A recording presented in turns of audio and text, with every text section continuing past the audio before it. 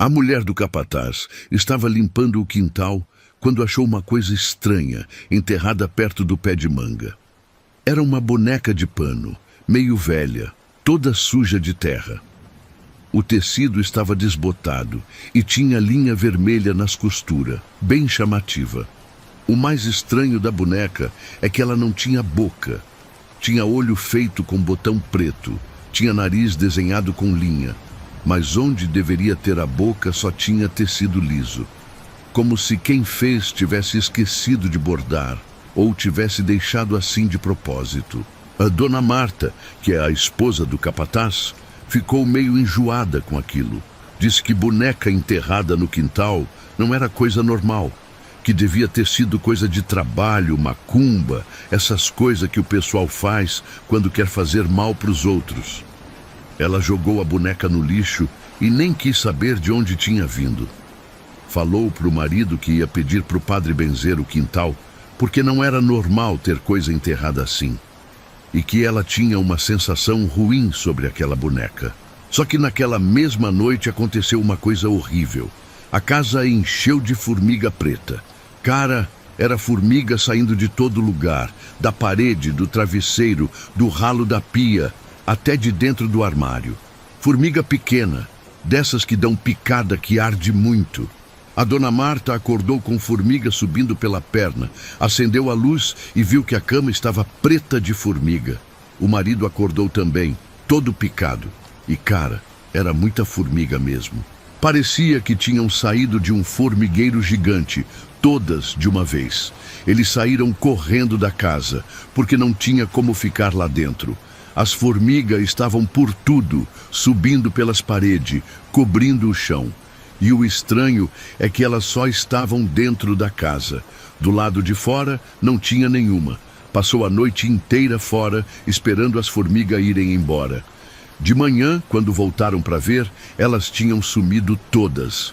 Não tinha uma formiga sequer dentro da casa, mas tinha deixado um cheiro azedo no ar, tipo cheiro de formiga morta. E, cara, a boneca estava em cima do fogão. A mesma boneca que a dona Marta tinha jogado no lixo. Estava ali, sentadinha, como se alguém tivesse colocado ela ali de propósito. E tinha um cheiro forte de querosene grudado nela. O capataz foi verificar o lixo e a boneca não estava mais lá. Só tinha o saco rasgado, como se alguém tivesse puxado ela para fora. Mas quem ia querer uma boneca suja daquelas? E como ela foi parar em cima do fogão? A dona Marta ficou apavorada. Disse que não ia mais mexer na boneca, que era melhor deixar ela onde estava, que quem tinha colocado ela lá devia ter motivo e que era perigoso contrariar esse tipo de coisa. Mas o capataz, que não acreditava muito nessas coisas, resolveu jogar a boneca fora de novo.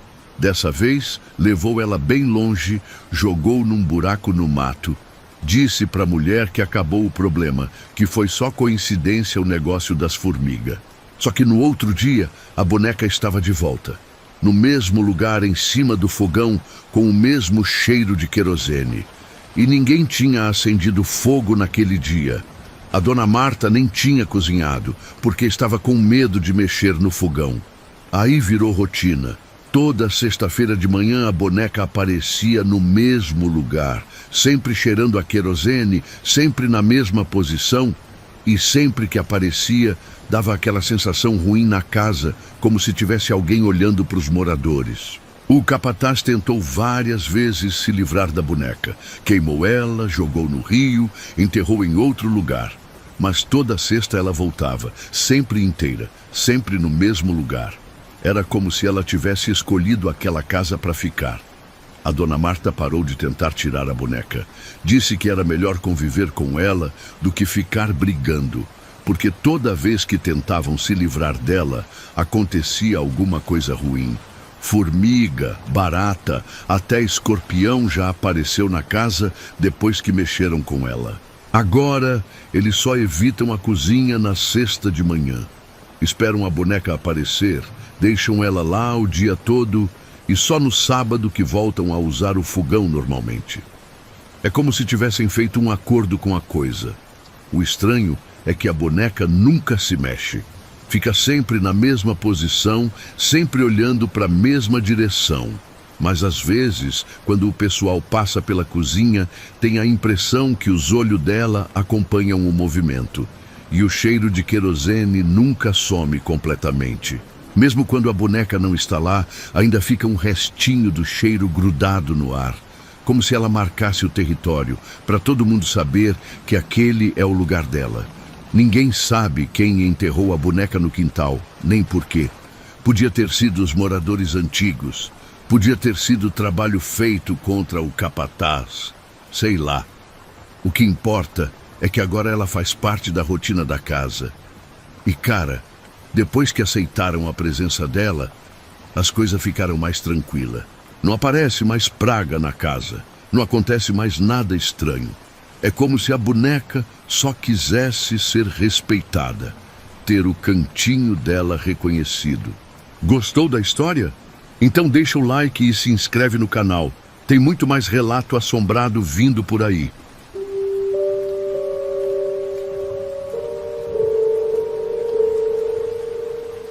Minha mãe sempre foi muito religiosa, dessas que acende vela todo domingo e reza o terço toda noite. Ela sempre falava uma coisa que ficou grudada na minha cabeça. Se a gente promete vela para a alma de alguém, tem que cumprir. Que alma não esquece promessa não cumprida. Tinha um rapaz aqui que fazia cerca, o João Carlos, cara trabalhadeira, fazia um serviço caprichado, só que meio esquecido para as coisas de religião, sabe? Não era de ir na igreja, não era muito ligado nessas coisas espiritual. Aí então aconteceu uma tragédia aqui na propriedade. Um vaqueiro velho, que todo mundo conhecia, teve um acidente feio.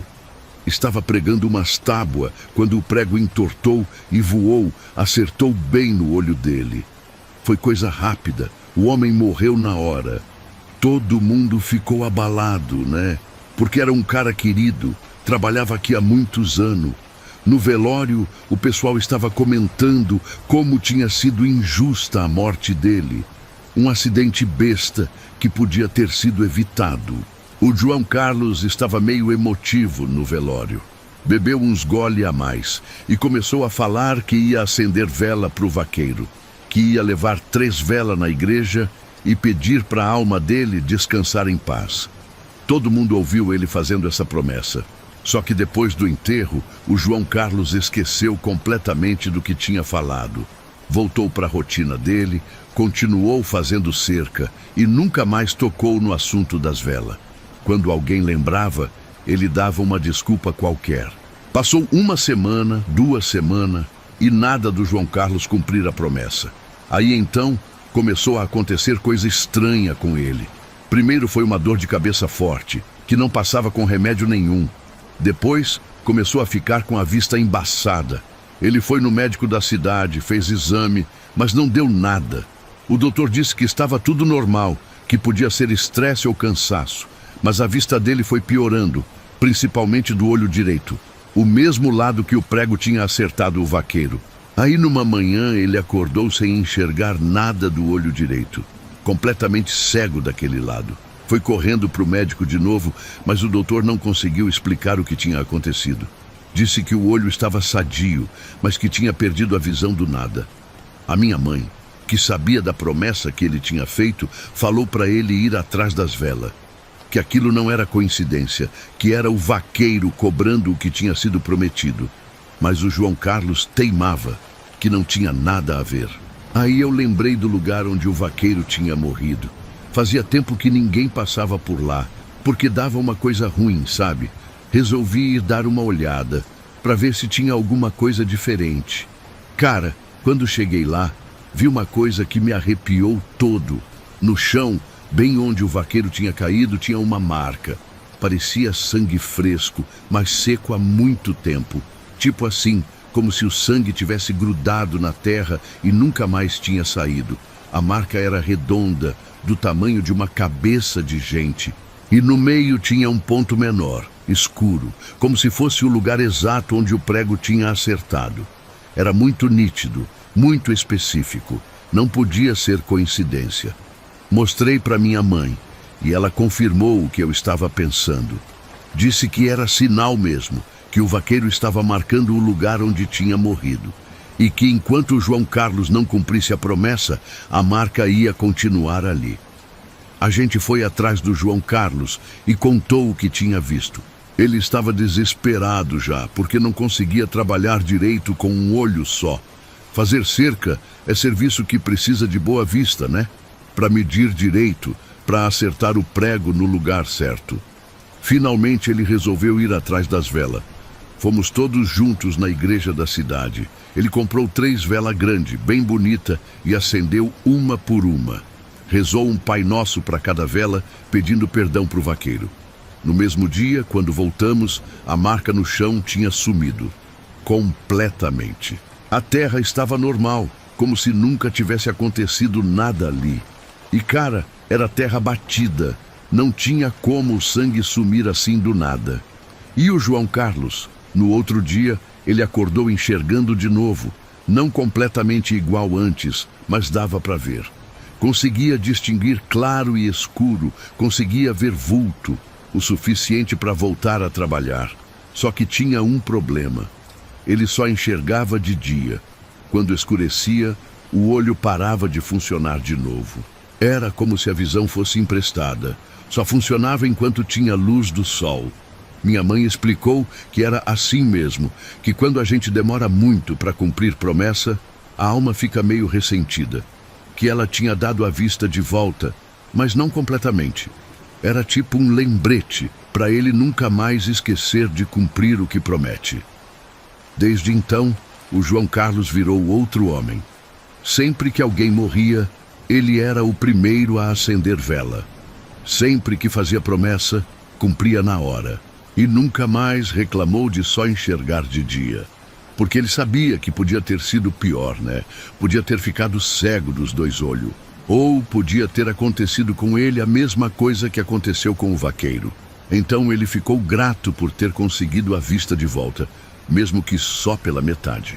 E até hoje, quando passa pelo lugar onde o vaqueiro morreu, ele faz o sinal da cruz e reza um Pai Nosso, porque sabe que tem alma que não esquece e que promessa é coisa séria, que não é para brincar com essas coisas.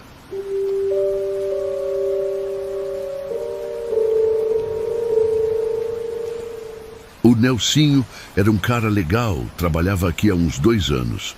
Meio quieto, mas trabalhador, nunca deu problema para ninguém.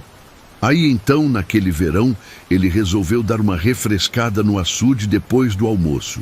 Era um calor danado, todo mundo estava suando muito, então era normal o pessoal ir lá dar um mergulho. Só que o Nelsinho não sabia nadar direito. A gente não sabia disso, senão tinha avisado ele para ter cuidado.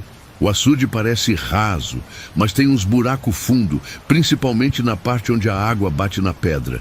Deve ter pisado em falso e afundado. Quando a gente percebeu que ele não tinha voltado do almoço, fomos procurar. Encontramos ele boiando lá no fundo do açude, já sem vida. Foi triste, cara. Um rapaz novo, cheio de plano, e morreu assim, numa bobagem. Chamamos a polícia. Fizeram o que tinha que fazer. Liberaram o corpo para a família. O enterro foi numa cidade vizinha, onde a mãe dele morava. Todo mundo aqui ficou abalado, né? Porque era um companheiro de trabalho. A gente conviveu com ele todo dia. Aí então, umas 2 semanas depois, começou a coisa estranha. De manhã, quando a gente chegava no alojamento, tinha marca de bota molhada nas tábuas da varanda. Marca certinha, como se alguém tivesse caminhado ali com o pé encharcado. No começo a gente pensou que fosse algum de nós que tinha pisado na água e esquecido. Ou que tinha chovido durante a noite e molhado só aquele pedaço. Mas, cara, não tinha chovido. E as marcas eram muito específicas. Tamanho de pé de homem, com desenho de solado bem marcado. E sempre no mesmo lugar, sempre na mesma direção. Como se alguém saísse do açude, caminhasse até a varanda e desaparecesse. As marcas iam da direção da água até a porta do alojamento onde o Nelsinho dormia. Aí começou o barulho da espora.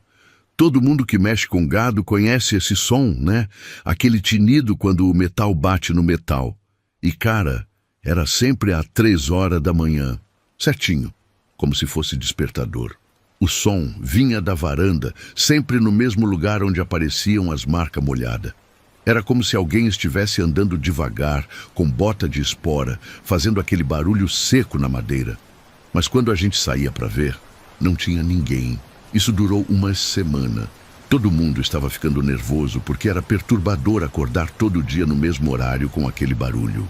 E as marcas molhadas continuavam aparecendo, sempre fresquinha, como se tivesse sido feita na hora. O capataz estava ficando irritado com a situação. Disse que era palhaçada, que alguém estava fazendo isso para assustar o pessoal. Aí ele lembrou que as botas do Nelsinho ainda estavam guardadas no alojamento, no armário dele. Pensou que talvez alguém estivesse usando a bota para fazer as marcas. Então ele pegou a bota e chutou para o mato, bem longe. Disse que acabou a brincadeira, que quem quisesse fazer gracinha ia ter que arranjar outra bota. Só que, cara, no outro dia, a bota estava em cima do telhado do quarto do capataz. Lá em cima, bem no meio, como se alguém tivesse colocado ali de propósito. E não tinha escada que chegasse até lá, não tinha árvore perto, não tinha como alguém subir. O capataz ficou branco quando viu, porque ele mesmo tinha chutado a bota para o mato, tinha visto ela cair longe. E agora ela estava no telhado do quarto dele, como se fosse um recado direcionado para ele. Naquela noite, o barulho da espora foi diferente. Em vez de vir da varanda, vinha de cima do quarto do capataz, como se alguém estivesse andando no telhado, bem em cima da cama dele. O capataz não conseguiu dormir. Ficou a noite toda ouvindo aquele tinido em cima da cabeça. No outro dia, ele disse que ia dormir na cidade, que não queria mais ficar no alojamento. E, cara, desde então, ninguém mais quis dormir naquele quarto, porque o barulho continuou, todas as noites, sempre às 3 horas. A gente mudou o quarto do capataz para outro lugar, mas o barulho continuava vindo do quarto vazio, e as marcas de bota molhada continuavam aparecendo na varanda, sempre no mesmo lugar, sempre na mesma direção. Teve uma noite que eu estava com insônia e resolvi ficar na varanda para ver se via alguma coisa. Fiquei lá sentado, fumando, esperando dar 3 horas. Quando deu o horário, escutei o barulho da espora vindo na minha direção.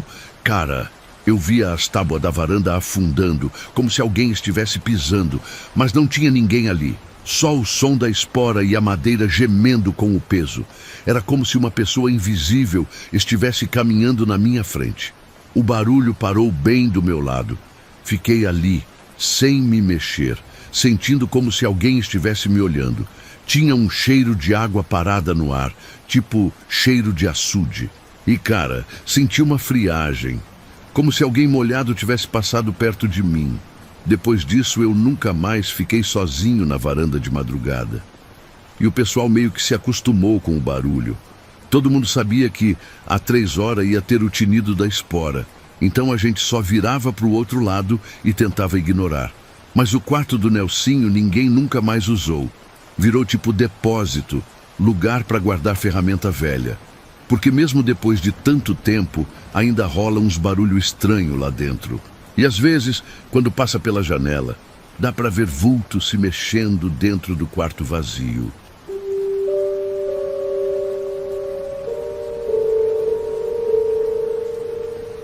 Meu pai mexia com gado a vida toda, então eu cresci vendo ele lidar com vaca em todo tipo de situação. Parto difícil, doença, ferimento, essas coisas que acontecem. Mas o que rolou com aquela vaca eu nunca esqueci. E olha que eu era só moleque na época. Era uma vaca que tinha acabado de parir, uma novilha bem bonita que a gente chamava de Estrela. Ela era das melhores do rebanho, sempre saudável, nunca deu trabalho. O parto foi normal, o bezerro nasceu bem, tudo certinho. Só que no dia seguinte ela começou a fazer um barulho estranho. No começo a gente achou que era dor, né? Às vezes depois do parto elas ficam meio doloridas, é normal. Mas, cara, não era berro de vaca, era choro mesmo, igual gente chorando, com soluço e tudo, sabe? Tipo quando alguém está muito triste e fica fazendo aquele barulho engasgado. Meu pai ficou preocupado e chamou o veterinário para dar uma olhada nela. O homem examinou tudo. Disse que ela estava bem de saúde. Não tinha inflamação, não tinha nada que explicasse aquele choro. Mas ela continuava fazendo aquele som estranho.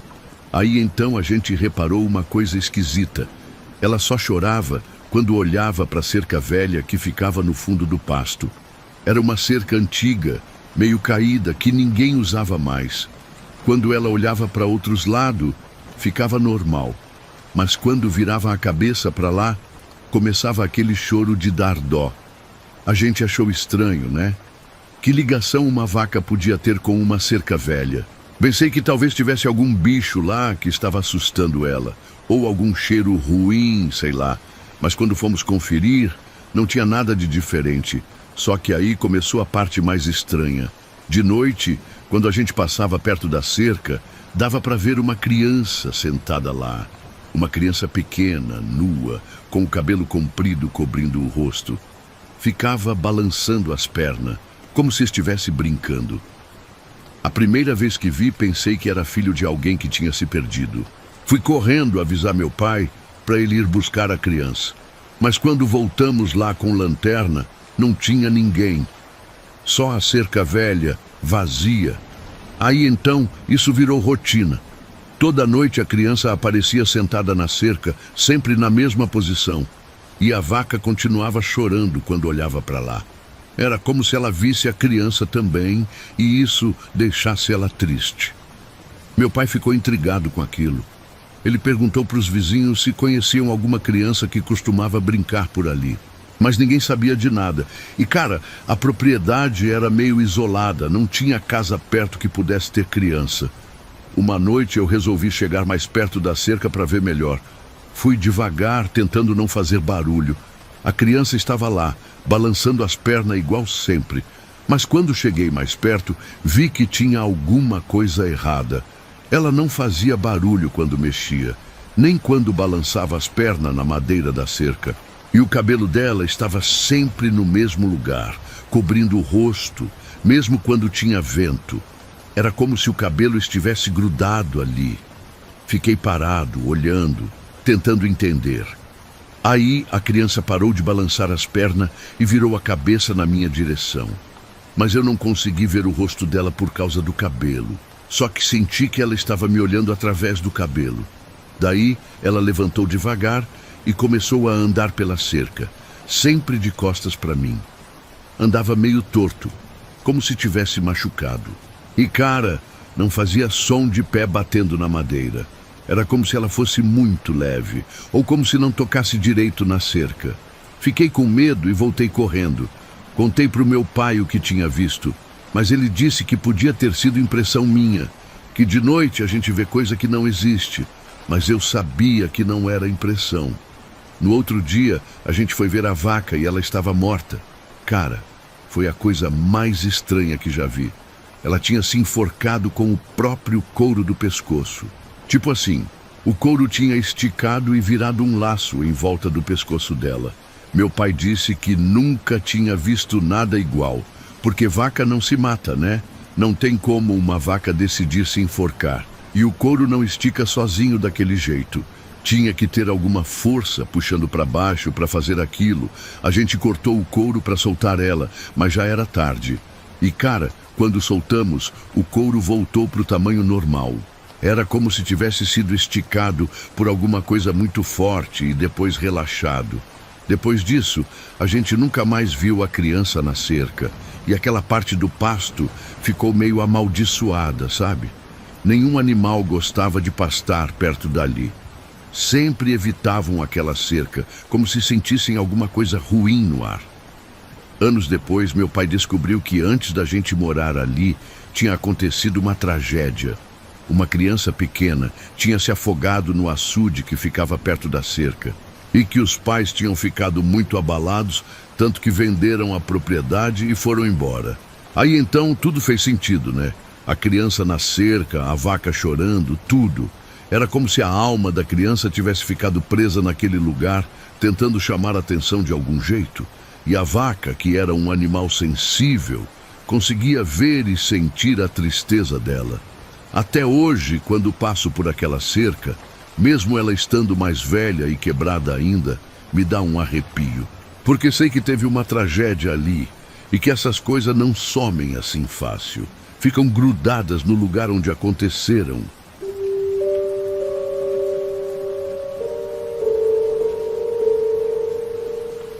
O patrão era daqueles que não acredita em nada, sabe? Sempre falava que folclore era coisa de gente ignorante e que a gente tinha que usar a razão para tudo. Aí então, quando começou a aparecer redemoinho na propriedade, ele ficou irritado com as histórias que o pessoal contava. Todo mundo dizia que era saci, né? Porque aparecia sempre no mesmo lugar perto da represa e sempre de tarde. E cara, era redemoinho mesmo, desses que levanta folha e terra e fica girando no mesmo lugar. Mas não tinha vento, entende? O resto do lugar estava quieto, só aquele ponto que tinha o redemoinho. O patrão falou que era só fenômeno natural, diferença de temperatura do ar, essas coisas científicas. Mas o pessoal mais velho não concordava. Falava que era saci sim, e que a gente devia deixar ele em paz, que não era para mexer, porque podia dar problema. Aí então o patrão resolveu provar que não tinha nada demais. Chamou o Zé, que é meio aventureiro, e mandou ele tentar prender o redemoinho numa garrafa. Disse que se conseguisse, ganhava uma grana extra no final do mês. O Zé aceitou, né? Ele sempre precisava de dinheiro e não tinha muito medo dessas coisas. Pega uma garrafa verde, dessas de cachaça, e foi lá para o lado da represa esperar o redemoinho aparecer. Não demorou muito. Umas 4 da tarde, o redemoinho começou a se formar. Igualzinho sempre acontecia. O Zé chegou perto devagar, com a garrafa na mão. O redemoinho estava pequeno ainda, do tamanho de uma criança mais ou menos. Aí o Zé fez uma coisa que ainda me arrepia lembrar. Ele enfiou a boca da garrafa dentro do redemoinho e tampou rapidinho. O redemoinho sumiu na hora, como se tivesse sido sugado para dentro da garrafa. E cara, a garrafa ficou pesada. Pesada mesmo, como se tivesse cheia de alguma coisa densa. O Zé lacrou a garrafa com cera de abelha, bem vedadinha. Dava para sentir que tinha alguma coisa se mexendo lá dentro. A garrafa balançava sozinha, como se alguém estivesse tentando sair, e fazia um barulhinho baixo, tipo gemido ou choramingo. O patrão ficou todo satisfeito, achando que tinha provado o ponto dele. Mandou o Zé guardar a garrafa no escritório como troféu. Disse que ia mostrar para os amigos da cidade que tinha capturado um saci, fazendo pouco caso da coisa toda. Mas, cara, naquela mesma noite, as coisas começaram a desandar. Primeiro foi o trator que pegou fogo sozinho. Estava lá parado no galpão, nem estava ligado, e de repente começou a sair fumaça do motor. Quando a gente chegou para ver, estava pegando fogo mesmo. Conseguimos apagar, mas o trator ficou todo queimado por dentro. E o estranho é que o fogo não se espalhou para nada em volta, só o trator mesmo que queimou. Como se o fogo tivesse escolhido só ele para atacar. Aí então, as vacas começaram a ficar agitadas.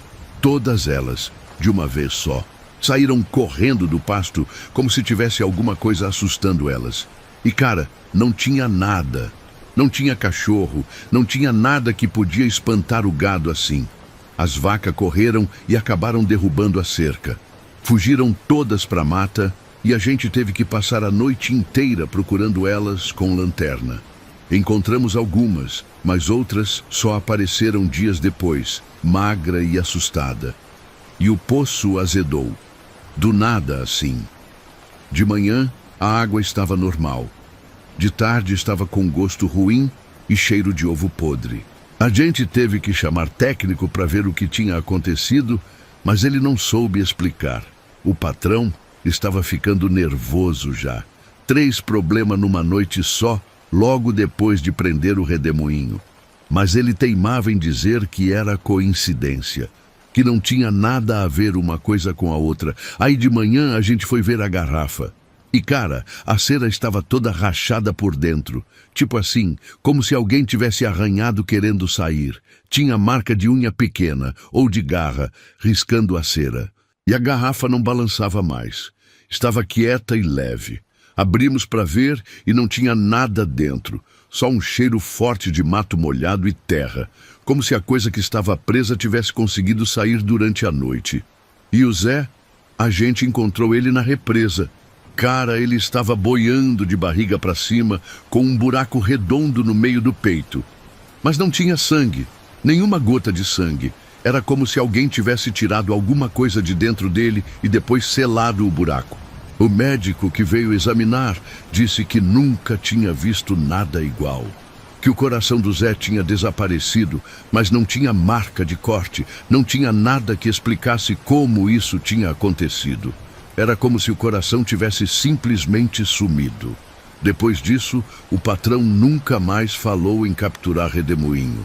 E toda vez que aparece um por aqui, a gente deixa quieto. Porque, cara, tem coisa que é melhor não mexer. O Zé pagou o preço de mexer com o que não devia. E foi um preço alto demais.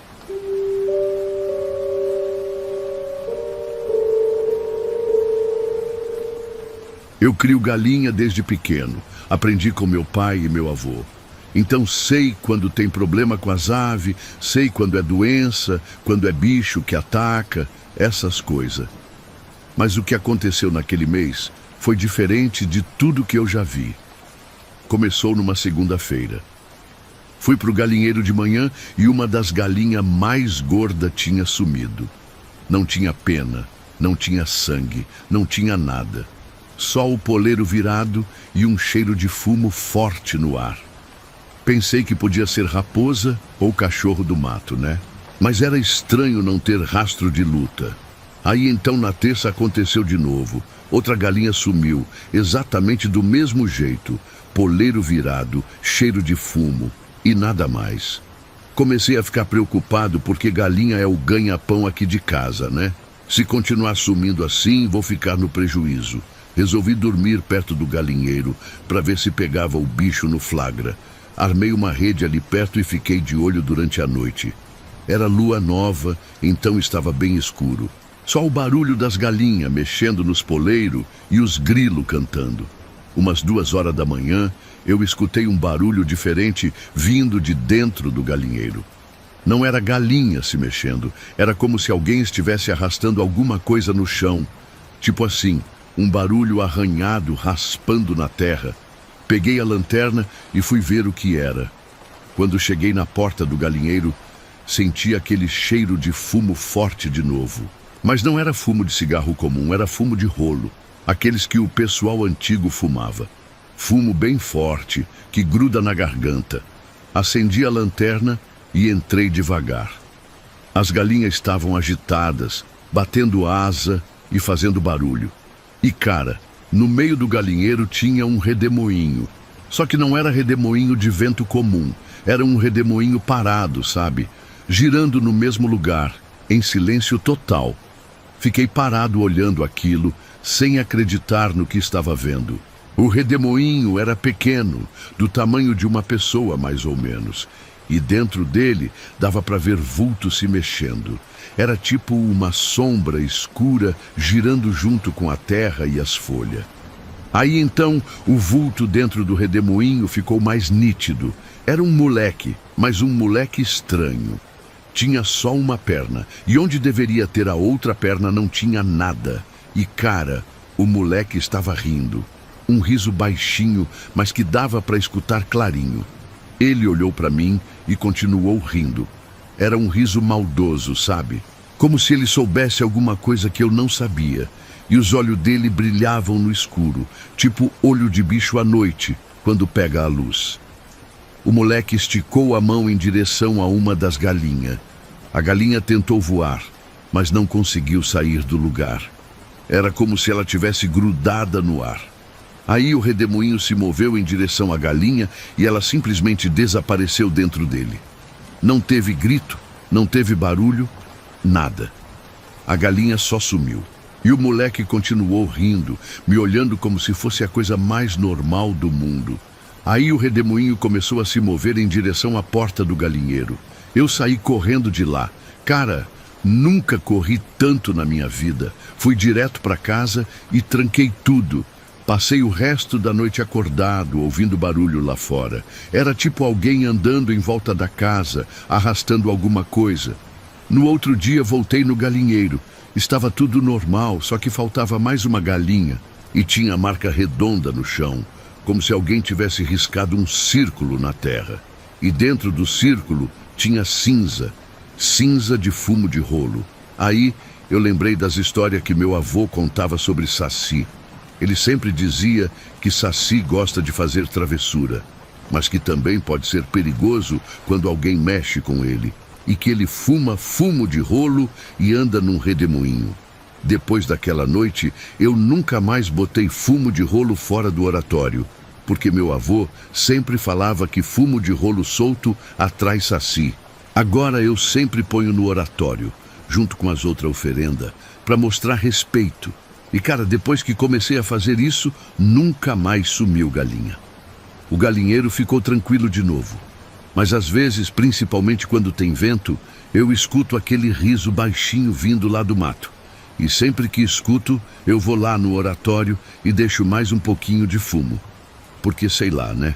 Melhor manter as coisas em paz. Galinha é meu sustento.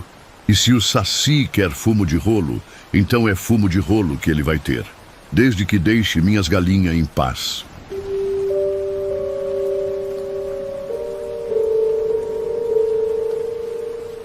Meu avô sempre falava que o dono antigo da propriedade mexia com coisa que não devia. Dizia que o cara invocava espírito, fazia trabalho, essas coisas assim. Eu nunca acreditei muito nessas histórias, sabe? Achava que era papo de gente velha. Aí então, numa sexta-feira de lua minguante, eu estava lá arrumando umas coisas quando escutei um barulho estranho. Era tipo carroça mesmo, com roda de madeira batendo na pedra e cavalo relinchando. Vinha lá da estrada de terra que passa perto daqui. Achei estranho porque hoje em dia ninguém mais usa carroça, né? É tudo caminhão, trator, essas coisas. Mas o barulho era bem nítido, tipo ferradura batendo no chão e madeira rangendo. E cara, era barulho alto, como se tivesse muita coisa pesada na carroça. Chamei o pessoal que estava comigo para escutar também. Todo mundo parou o que estava fazendo e ficou prestando atenção. E realmente dava para ouvir clarinho o barulho de carroça vindo na nossa direção. Era de noite já, então a gente não conseguia ver direito. O barulho foi ficando mais perto, até que parecia que ia passar bem na nossa frente. Aí, de repente, parou. Assim, do nada. Ficou um silêncio total, sabe? Nem grilo estava cantando mais. A gente saiu para dar uma olhada na estrada. Levamos lanterna e tudo. Quando chegamos lá, só tinha poeira no ar, tipo quando passa um carro e levanta aquela nuvem de terra. Mas não tinha ninguém, cara. Nenhuma carroça, nenhum cavalo, nada. E então a gente viu as marcas no chão. Marca de ferradura brilhando na terra, como se fosse feita na hora. E o estranho é que as marcas brilhavam mesmo, tipo quando o metal fica quente e reflete a luz. Só que era de noite, não tinha sol para refletir nada. Todo mundo ficou meio sem entender, né? Porque as marcas estavam lá, a poeira ainda estava no ar, mas não tinha nada que explicasse aquilo. A gente seguiu as marcas para ver onde ia dar. Elas seguiam pela estrada e depois entravam pelo milharal. Fomos atrás das marcas, meio receoso, mas curioso também. O milharal estava escuro, só a lanterna iluminando. E cara, as marcas continuavam lá dentro, passando entre os pés de milho. Era como se a carroça tivesse entrado no meio da plantação. Na curva do milharal, onde tem uma clareia, a gente viu uma figura parada lá. Era um vulto de homem com chapéu de aba larga, bem quieto. A gente parou e ficou olhando, sem saber o que fazer. O vulto não se mexia, só ficava ali parado. Aí então ele virou para nossa direção. E cara, onde deviam ser os olhos dele? Só tinha 2 buracos pretos, tipo carvão queimado. Não refletia a luz da lanterna, não piscava. Nada.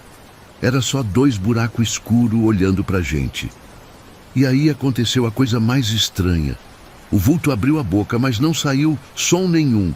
Só que a gente escutou ele gritando, sabe? Era um grito desesperado, como se ele estivesse com muita raiva ou muita dor.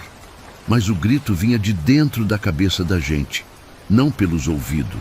Todo mundo ficou apavorado. Era uma sensação horrível, como se alguém tivesse enfiado o grito direto no nosso cérebro. E o vulto continuava lá, com a boca aberta, gritando sem fazer som. A gente saiu correndo de volta. Ninguém quis ficar para ver o que ia acontecer depois. Corremos até a estrada e só paramos quando chegamos na casa. E cara, naquela noite ninguém conseguiu dormir direito. Todo mundo ficou com aquele grito na cabeça. No outro dia, a gente voltou lá para ver se tinha alguma coisa. As marcas de ferradura ainda estavam lá, mas agora sem o brilho. Pareciam marca normal mesmo. E no milharal, onde a gente viu o vulto, tinha um círculo de terra queimada. Tipo assim, como se alguém tivesse feito uma fogueira ali. Aí eu lembrei do que meu avô falava sobre o dono antigo. Que ele fazia ritual, invocava coisa, trabalhava com força que não prestava. E que quando morreu, morreu mal, porque tinha mexido com o que não devia. Depois daquele dia, eu fiquei 3 dias sem conseguir falar. É sério, cara. Eu abria a boca, mas não saía som nenhum. Era como se o grito daquele vulto tivesse levado minha voz junto. Só voltou no 4º dia, e ainda assim, meio rouca. E o pessoal que estava comigo também ficou meio estranho. Um ficou com dor de cabeça que não passava. Outro ficou com pesadelo toda a noite. Era como se aquele encontro tivesse mexido com todo mundo. Até hoje, quando é sexta-feira de lua minguante, eu evito ficar perto daquela estrada de noite. Porque, cara, sei lá o que mais pode aparecer por lá.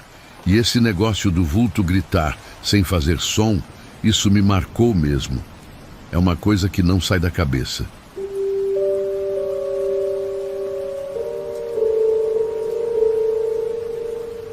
Eu era caseiro numa propriedade antiga, dessas casas grandes com varanda de madeira e janela velha que range. A patroa só aparecia de vez em quando, então, na maior parte do tempo, eu ficava sozinho cuidando de tudo. Era tranquilo, sabe? Eu gostava da paz que tinha ali.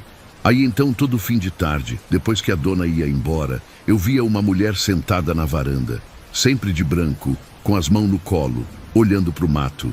Ficava ali quietinha, sem se mexer muito. No começo eu achei que era a visita que tinha ficado, né? Porque às vezes acontece, o pessoal fica conversando e tal. Só que aí eu reparei que ela sempre sentava no mesmo lugar.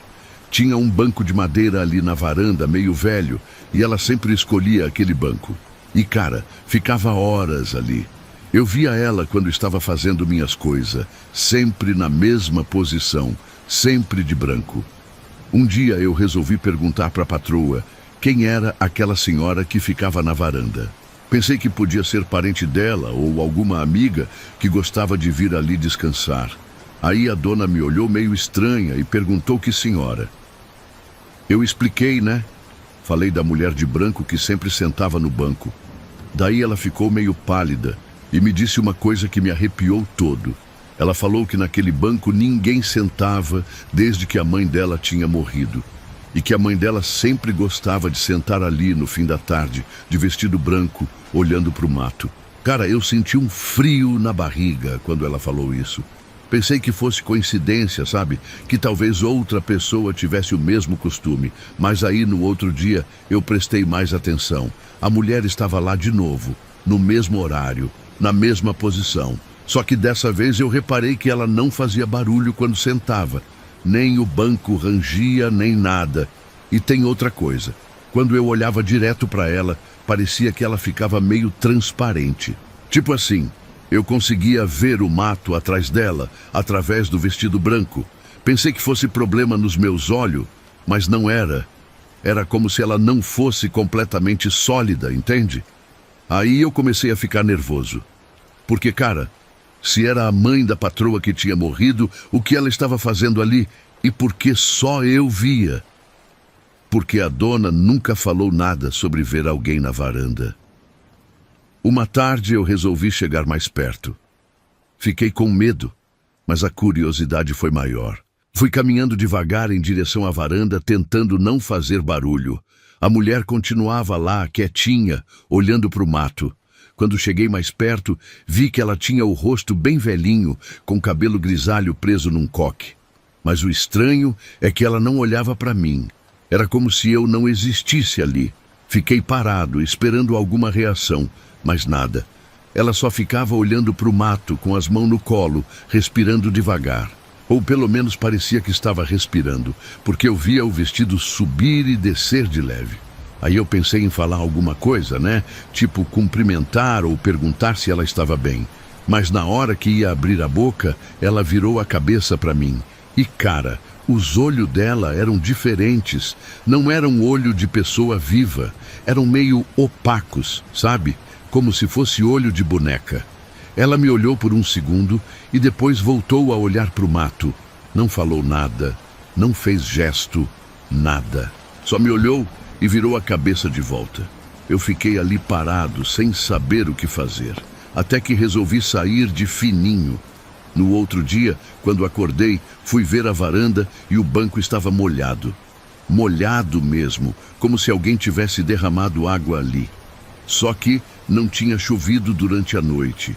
E cara, o resto da varanda estava seco, só o banco que estava encharcado. Aí eu comecei a reparar que isso acontecia sempre. Toda manhã, o banco amanhecia molhado, mesmo sem chuva. Era como se alguém tivesse chorado ali durante a noite, sabe? Ou como se a umidade se acumulasse só naquele lugar. E a mulher continuava aparecendo todo fim de tarde. Sempre no mesmo horário, sempre na mesma posição. Às vezes, eu ficava observando de longe, tentando entender o que ela olhava lá no mato. Mas era só mato mesmo, nada demais. Uma vez eu perguntei para a patroa como a mãe dela tinha morrido. Ela me contou que foi de tristeza, depois que o marido morreu. Disse que a mãe ficava horas sentada naquele banco esperando ele voltar. E que morreu ali mesmo, numa tarde, olhando para o mato. Depois que soube disso, eu meio que acostumei com a presença dela. Era estranho, mas não parecia maldade, sabe? Era como se ela só quisesse ficar ali, no lugar que gostava. E eu respeitava isso. Quando via ela na varanda, eu fazia minhas coisas em outro canto, deixava ela em paz. Mas cara, até hoje quando passo por ali de manhã e vejo o banco molhado, me dá um arrepio. Porque sei que ela passou a noite ali, esperando alguma coisa que nunca vai chegar.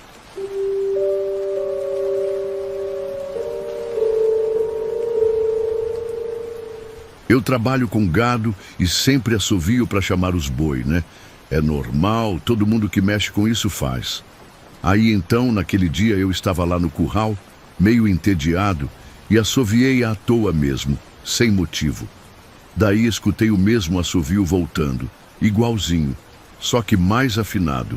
Vinha lá de cima do mourão da cerca. Pensei que era o pessoal brincando comigo, né? Porque às vezes a gente faz isso mesmo. Só que quando olhei, não tinha ninguém. Mas eu juro que vi um gorro vermelho sumindo atrás do curral. Foi rapidinho, mas eu vi. Tipo assim, como se alguém tivesse se escondido correndo. Fui lá conferir e não tinha nada. Nem pegada, nem nada. O chão estava normal, sabe? Mas a sensação era estranha. Como se alguém tivesse estado ali mesmo. E olha, desde esse dia, eu nunca mais assoviei de noite. Fica uma coisa ruim, entende?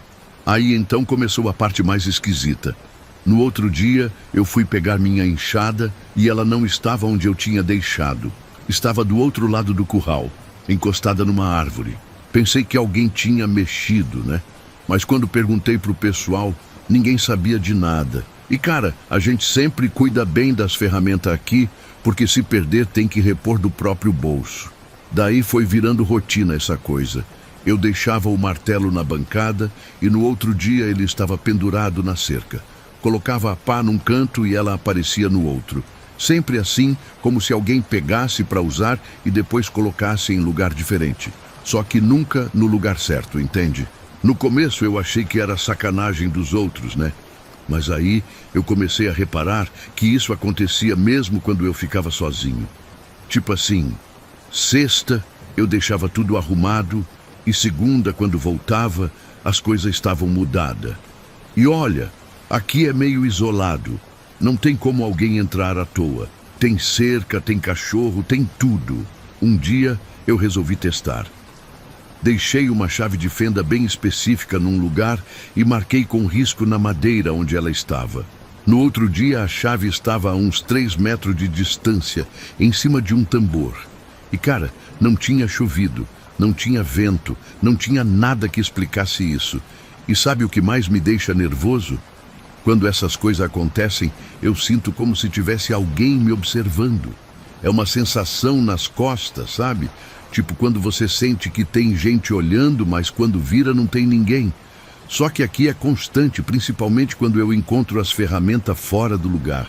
Teve uma vez que eu estava arrumando uma cerca e precisava do alicate.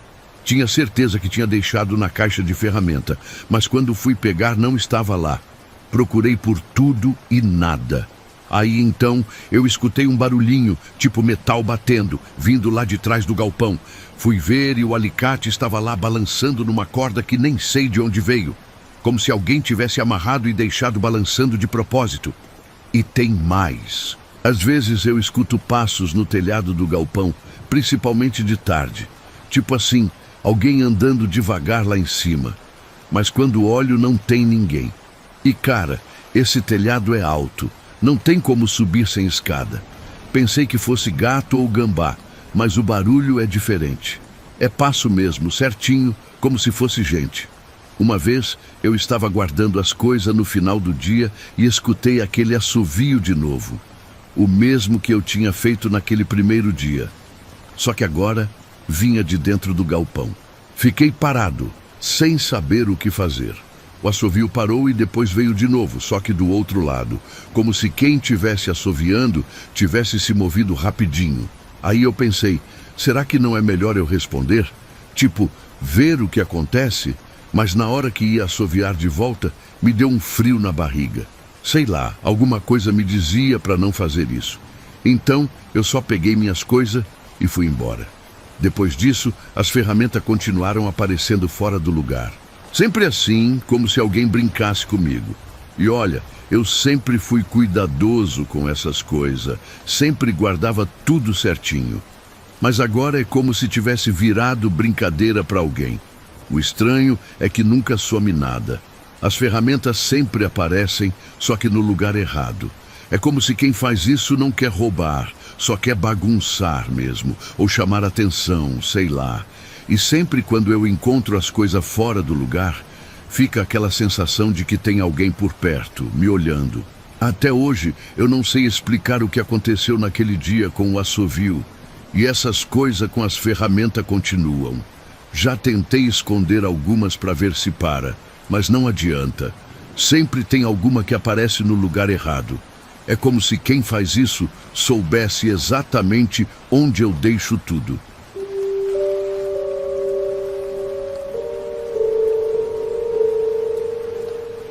Eu sempre passei por aquela estrada de moto, era meu caminho de todo dia para voltar do serviço. É uma estrada meio isolada que passa bem do lado do canavial grande que tem ali.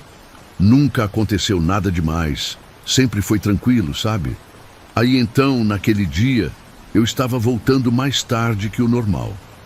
Tinha ficado até mais tarde no trabalho. Então, quando saí, já estava meio escurecendo. Não estava preocupado porque conhecia o caminho de olho fechado.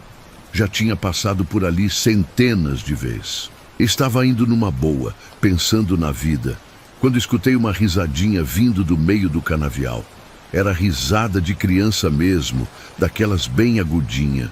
No primeiro momento, pensei que fosse algum moleque brincando por ali, né? Porque às vezes acontece, criança gosta de brincar no meio da plantação. Mas aí eu reparei que a risada era meio estranha. Era seca demais, entende? E meio desafinada, como se a criança tivesse problema na garganta ou tivesse forçando a voz. Não era risada natural. Era tipo quando alguém força uma risada falsa. Diminuía a velocidade da moto para escutar melhor. A risada continuava vindo de dentro do canavial, sempre do mesmo lugar. Mas cara, era estranho porque o canavial ali é bem fechado. bem alto. Não tem como criança andar no meio daquilo facilmente, porque a cana fica muito junta. Parei a moto e desliguei o motor para tentar localizar de onde vinha o som. A risada parou na hora que desliguei a moto. Ficou aquele silêncio total, sabe? Nem grilo estava cantando, nem nada. Era como se o mundo inteiro tivesse parado para escutar. Fiquei ali parado uns minutos, esperando escutar de novo. Daí então, a risada voltou, só que mais alta agora. E cara, era como se tivesse se aproximado da estrada. Vinha se movendo por dentro do canavial, na minha direção. Aí, eu olhei para o lado de onde vinha o som e vi uma coisa que me deixou gelado. Tinha um chapéu rodando no ar, sozinho.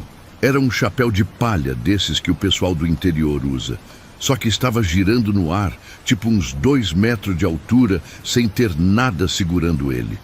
O chapéu rodava devagar, como se fosse uma roda gigante, e a risada vinha debaixo dele, como se a criança tivesse embaixo do chapéu. Mas não dava para ver ninguém, só o chapéu girando sozinho no meio do ar. Comecei a ficar nervoso, né? Porque aquilo não era normal. Chapéu não fica girando sozinho no ar, principalmente sem vento. E a risada continuava sempre vindo debaixo daquele chapéu estranho. Resolvi ligar a moto e sair de lá. Não queria mais saber o que era aquilo. Na hora que liguei o motor, a risada ficou mais alta ainda, como se quem estava rindo tivesse ficado irritado comigo por tentar ir embora. Acelerei a moto e saí de lá correndo. Mas, cara, quando estava ganhando velocidade, senti alguma coisa puxar minha camisa com força. Foi um puxão seco, bem forte, como se alguém tivesse agarrado o tecido e puxado para trás. O puxão foi tão forte que quase me derrubou da moto. Consegui me equilibrar, mas escutei o barulho da camisa rasgando. Era uma camisa nova, de tecido resistente, mas rasgou como se fosse papel. Olhei para trás rapidinho e vi que o chapéu ainda estava lá, girando no ar, mas agora estava mais alto, como se tivesse subido, e a risada tinha virado um barulho mais grave, tipo gargalhada de adulto. Não parei mais até chegar em casa.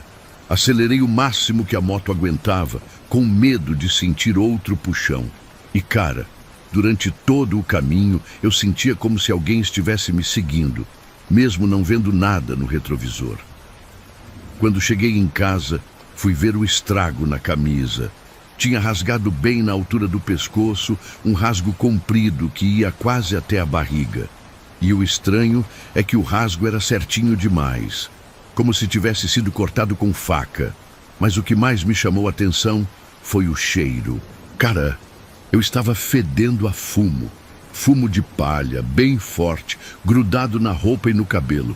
Era como se eu tivesse passado horas dentro de um boteco cheio de fumante. Tomei banho, mas o cheiro não saía. Lavei o cabelo 3 vezes e nada. O cheiro de fumo continuava grudado em mim, principalmente na parte do pescoço, onde a camisa tinha rasgado. Era um cheiro enjoativo, que dava ânsia.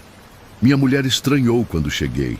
Perguntou se eu tinha parado em algum bar, porque estava fedendo a cigarro.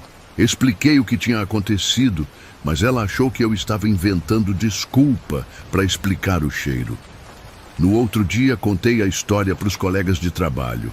Alguns riram, acharam que eu estava exagerando, mas teve um cara mais velho que me levou a sério. Ele disse que já tinha escutado história parecida sobre aquela estrada. Falou que anos atrás tinha morrido uma criança naquele canavial. Um moleque que se perdeu da família e acabou se machucando no meio da plantação. E que o pai dele era fumante, sempre tinha cigarro na boca quando saía procurando o filho. Disse também que algumas pessoas já tinham relatado coisa estranha naquela estrada. Risada de criança, vulto no meio da cana, cheiro de fumo do nada. E que era melhor eu arranjar outro caminho para voltar do trabalho. Até hoje eu evito passar por aquela estrada, principalmente quando está escurecendo. Arranjei outro caminho, que é mais longo, mas mais seguro. Porque, cara, sei lá o que mais pode acontecer se eu encontrar aquele chapéu girando de novo. e o cheiro de fumo demorou quase uma semana para sair completamente. Mesmo depois de vários banhos, ainda ficava um restinho grudado. Era como se aquele encontro tivesse marcado meu corpo de algum jeito. Às vezes, quando passo perto de Canavial em outros lugares, me dá uma sensação estranha. Como se fosse escutar aquela risada de novo. E sempre fico de olho no céu, procurando o chapéu, girando sozinho.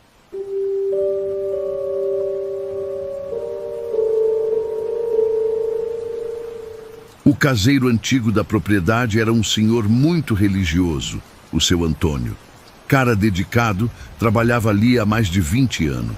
E tinha uma coisa que ele levava muito a sério: cuidar da capela que tinha na fazenda. Era uma capelinha pequena, antiga, mas bem conservada. Todo sábado, o seu Antônio limpava a capela, trocava as flores, acendia vela para Nossa Senhora. Ele dizia que tinha feito promessa quando começou a trabalhar ali, que ia cuidar daquele lugar sagrado até o dia que morresse. E cumpria direitinho, nunca faltou um sábado sequer. A capela era bonita, sabe? Tinha altar de madeira, uns bancos velho, mas resistente, e um sino pequeno que o seu Antônio tocava todo domingo de manhã. O pessoal da região até conhecia o barulho daquele sino, sabia que era a hora da reza.